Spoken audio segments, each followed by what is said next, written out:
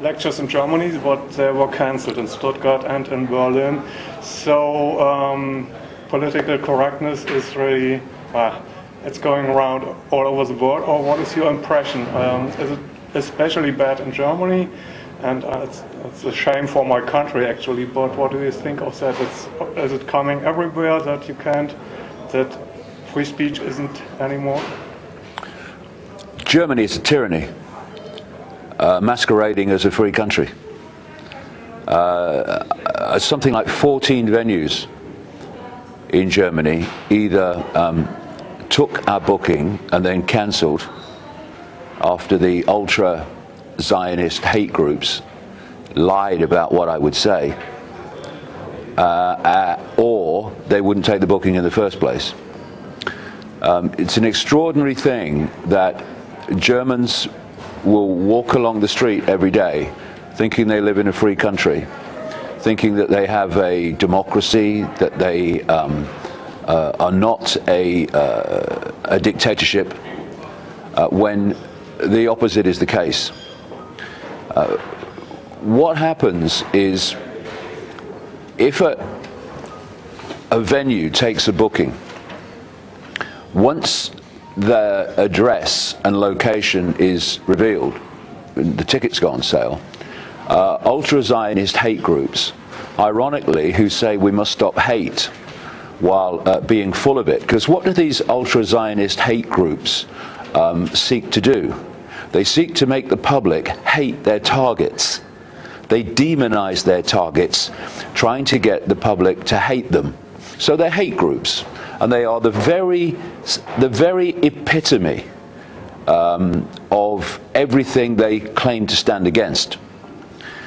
Ironically, they are also acting in precisely the way the Nazis did in Germany, and like every other tyranny does.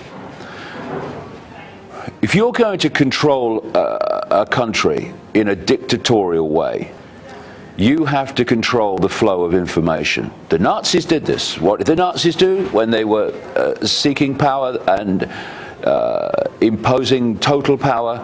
They burned the books. They broke up meetings, banned meetings, public meetings of those who were putting another view or challenging and exposing the Nazis for what they were doing. And they were right about what they were saying the Nazis were all about. So here we have, Joe, a situation where people who claim to be anti-Nazi, who claim to be anti-hate, seek to demonize and get the public to hate their targets, and use that disgusting technique to do what the Nazis did, which was to silence any opposition to the prevailing narrative of the state, and indeed the narrative of the ultra-Zionist hate groups. And Germans have a choice. They can go on accepting this, but at least be honest with themselves that they do not live in a free country. They live in a tyranny. Or they can say, and come to an understanding, hey, we don't live in a free country, do we? We live in a tyranny, and do something about it. I have been learned all my life, I've been told all my life, that German people are strong, that German people don't take crap, right? Yeah. German people currently are taking crap every day. They're having their country taken over, their freedom deleted by what is a tiny handful of anti-Zionist hate groups. And that is the story of the whole control system. Its whole foundation of control is intimidation. Yeah. When you're not intimidated, it doesn't know what to do. It's like these hate groups, these Zionist hate groups, that me and Jamie have faced. When you're not intimidated by them, they lose their power. And when they shut something down, then you just build something up. Okay, so they're going around, you know, like the fairground. They're going around with the hammer, and it just keeps coming up here. Yeah. So hello, all right, hello, whoa, hello, over here. They won't succeed. That's my opinion. But you say that's all part of a plan to control the whole world. So it's in Germany, but it can happen everywhere, and it starts with that you are not allowed to question what's going on. Exactly. You're doing that. You're talking about agenda 2015 and 2030. Can you elaborate a bit about the plans that are coming or that they want to come up and hopefully are not coming? Well, let's just take it on, and I'll bring it round to that. Yeah. How the freedom to speak in Germany, and this is other places as well, happening in Britain, is done, is the ultra-Zionist hate groups, a tiny number of people. Most Jewish people don't even know they exist. I've talked to Jewish people. I said, "Have you heard of this organisation that's trying to stop me speaking?" They said, "No, mate, never heard of it." And this is the sad thing. And in another way, a disgusting thing, is that these tiny group of hate-filled bigots are doing it in the name of Jewish people in general, when Jewish people in general don't even know it's happening. And what happens then is people get tarred, the whole of Jewish people get tarred with the actions of the tiny few. So as I've said in the new book, Everything You Need to Know But Have Never Been Told, these hate groups are not just the enemy of freedom, they're the enemy of the Jewish people. And what happens is they contact venues, and when you get the odd one who would resist and say, no, we're going to let him speak, or at least won't fold immediately, they then get threats. They threaten the people, they threaten the staff.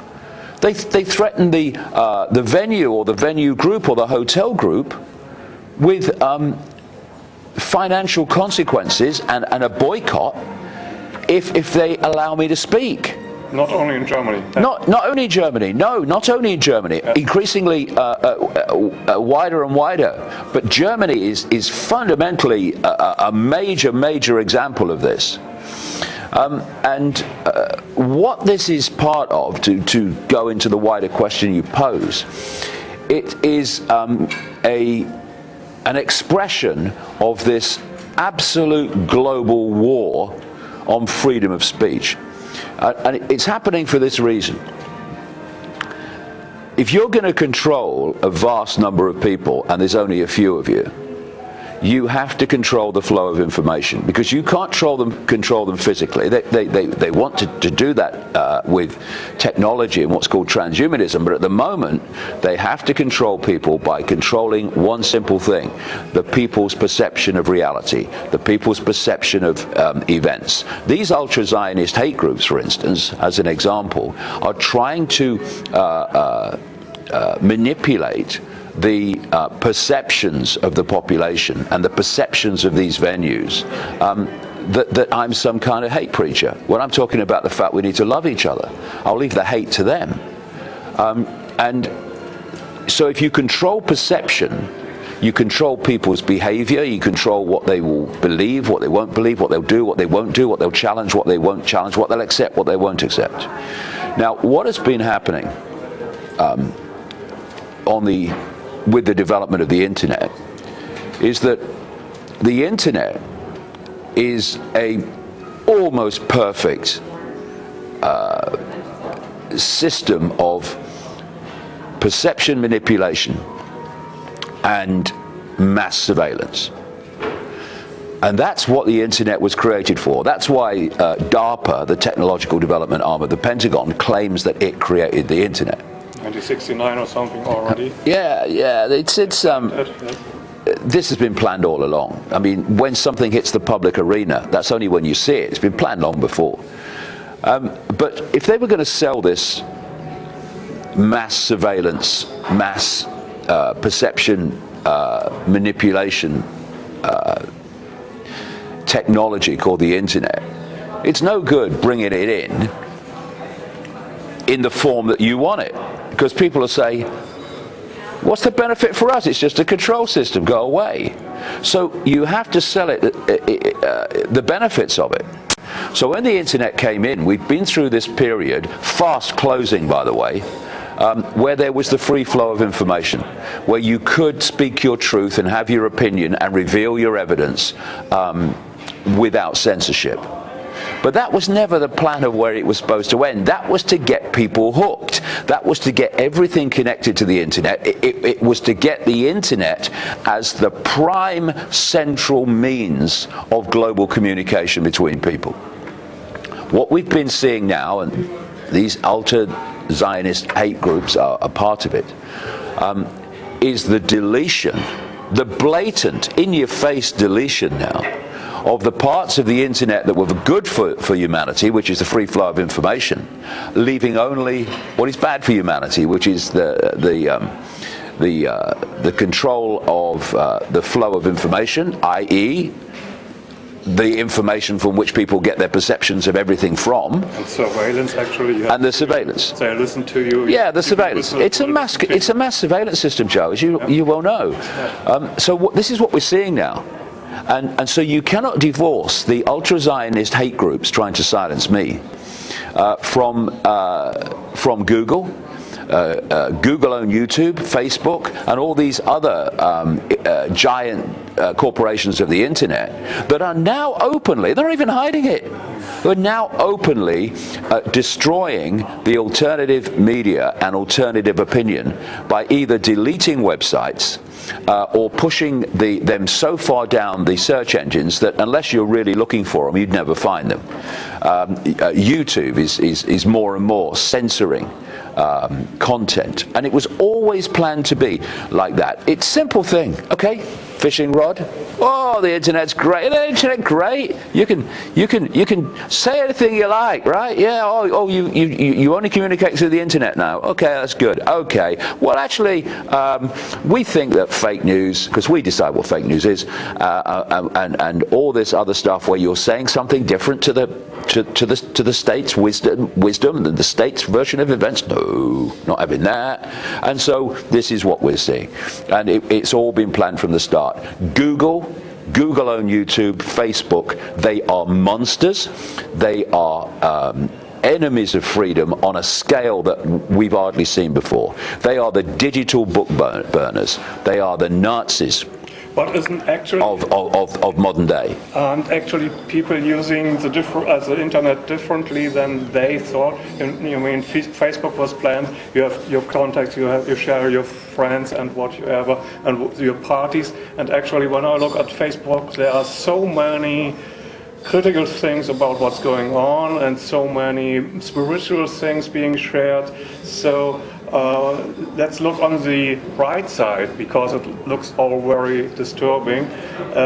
Is there a chance that people are waking up and sharing that on that internet that was just supposed to share what you have had for lunch or whatever? Well, I don't think that the people in the shadows that were behind the internet were stupid enough to believe that a lot of what they didn't want people to see would initially be circulated on the internet. They probably factored that in. I think, I do agree, I think they've been very, very surprised at the scale of it.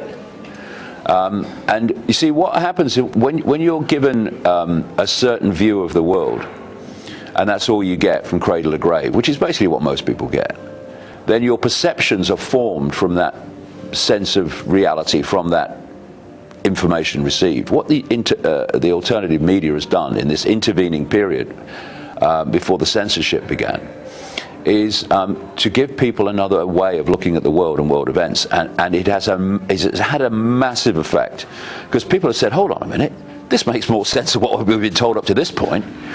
And that impact, and you're right, I just finished this all-day event world tour, the Worldwide Wake Up Tour, over the last 18 months, just finished it in Maastricht. And I've seen tremendous changes in the number of people and the kind of people that are questioning things that they wouldn't question before. It is happening, there's no doubt about it. And the fact that it's happening, and the fact that it is happening ever more quickly, has created this urgency among the shadow-owned, all in the end answering to the same masters, Google, Facebook, YouTube, etc. It's given them this urgency to lock down the free flow of information and to deny people this other way of looking at the world. And in terms of people are still communicating this information. Yes, they are. Nothing like they were before in terms of its profile, because of all the manipulation by Google of the search engine listings and the news listings. But I would just emphasize that where we are now is not where it's meant to be or meant to lead. Where it's meant to lead is that anything that challenges the official narrative is to be deleted and denied. That's where it's leading. We're only where we are now.